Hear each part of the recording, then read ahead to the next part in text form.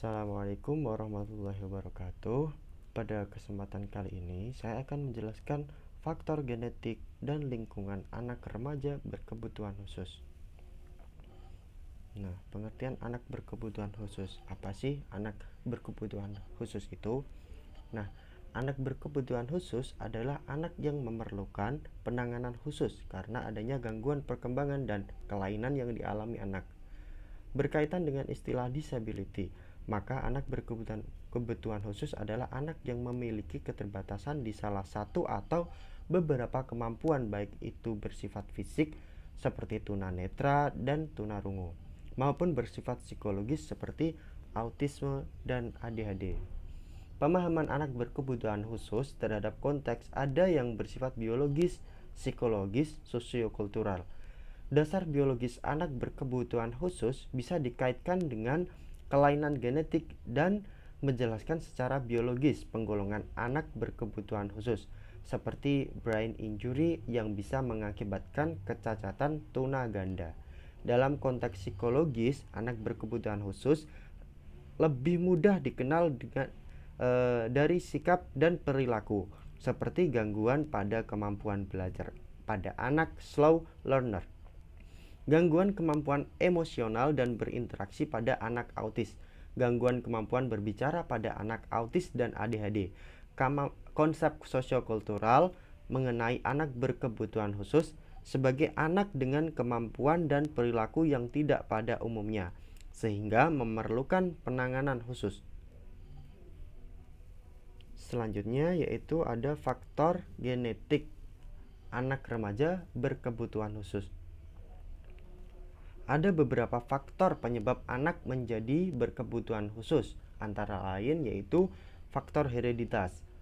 Nah, faktor hereditas sering terjadi karena kelebihan kromosom yang diakibatkan oleh kesamaan gen pada pasangan suami istri. Selain itu, usia ibu sewaktu hamil juga sangat berpengaruh terhadap kelahiran anak. Usia ibu hamil di atas 35 tahun memiliki risiko yang cukup tinggi untuk melahirkan anak berkebutuhan khusus. Setiap sifat genetik yang menentukan bentuk dan fungsi organ tubuh dibawa oleh kromosom. Kromosom adalah komponen pembawa materi genetik yang diwariskan dari orang tua kepada anak. Jumlah kromosom normal manusia pada umumnya adalah 23 pasang. Setiap pasang kromosom berasal dari sel telur ibu dan sperma ayah yang bertemu saat proses pembuahan. Ketika terjadi kelainan kromosom atau kelainan genetik, misalnya pada anak yang lahir tanpa 46 kromosom atau justru lahir dengan kelebihan kromosom, maka ia dapat mengalami kelainan bawaan. Kelainan genetik ini bisa bersifat keturunan atau terjadi akibat adanya mutasi atau perubahan sifat genetik pada janin saat ia dikandung. Nah, selain itu ada perkawinan silang. Selain dalam faktor genetik atau keturunan, ada penyebab lain yang terkategori dalam faktor genetik, yaitu perkawinan sedarah. Nah, perkawinan sedarah dapat menjadikan timbulnya kelainan pada anak, yaitu adanya kesamaan gen yang mengakibatkan terjadinya kelainan pada anak. Kesamaan kromosom menjadikan cacat pada bayi ketika lahir. Selanjutnya yaitu faktor lingkungan.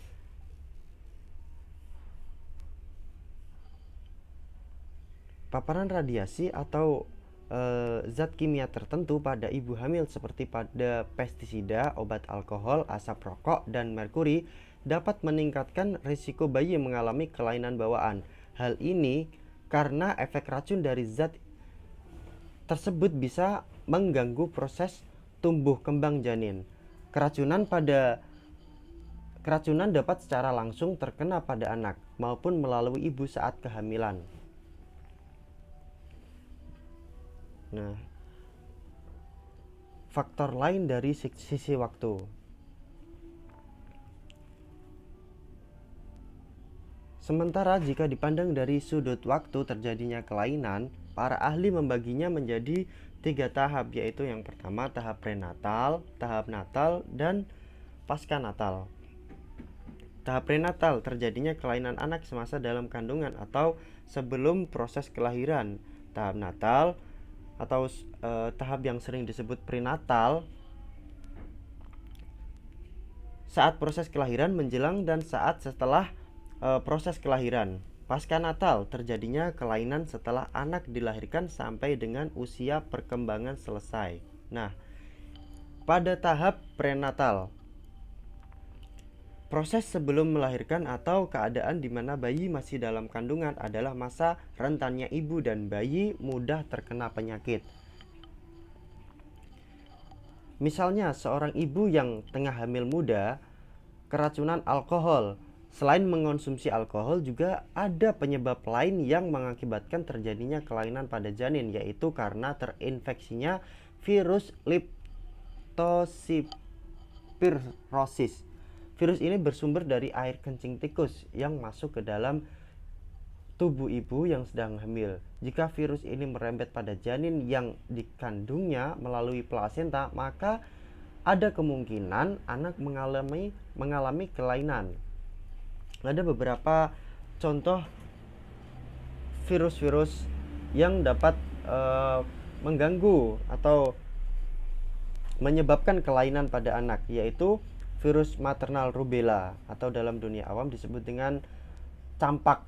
Nah, virus ini menyerang ibu yang sedang hamil dan janin yang dikandungnya. Penyakit ini merusak jaringan kulit sampai mengenai persyarafan disertai demam tinggi dalam waktu lama, sehingga mengganggu pertumbuhan dan perkembangan janin, sehingga kemungkinan akan timbul kecacatan pada bayi.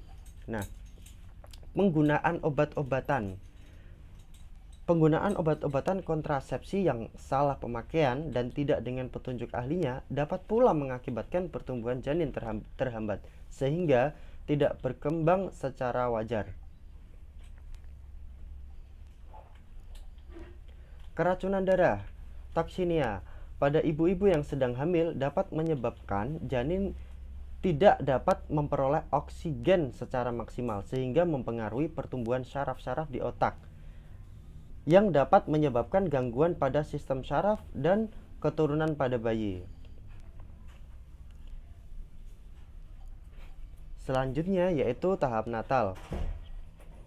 Seorang ibu yang melahirkan di samping mempunyai tenaga yang kuat juga harus didampingi dengan kemantapan psikis, karena pada proses melahirkan berbagai risiko yang akan dialami oleh seorang ibu maupun bayinya.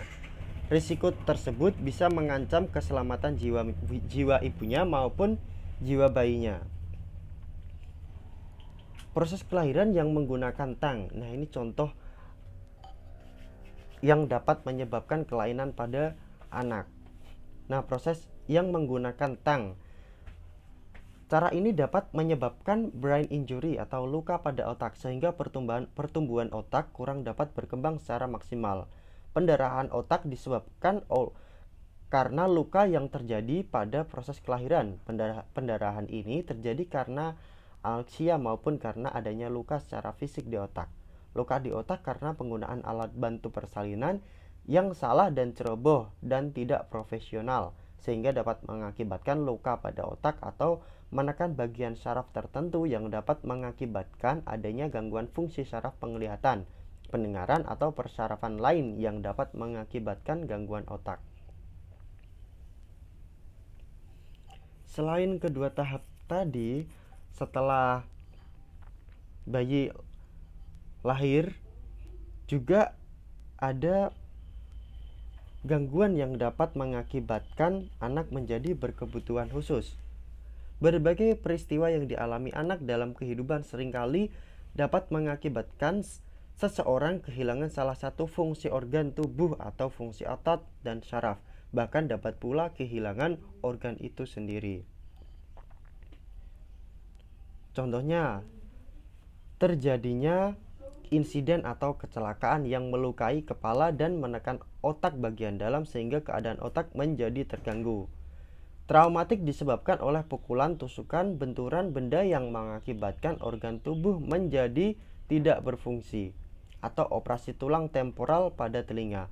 Kerusakan tulang-tulang pendengaran yang mengakibatkan anak menjadi tuli atau Goncangan keras pada kepala dapat menyebabkan kerusakan otak sehingga menjadi anak terbelakang mental. Kekurangan gizi atau vitamin pada usia balita sehingga perkembangan dan pertumbuhan organ tubuh akan terhambat sehingga mengakibatkan kelainan.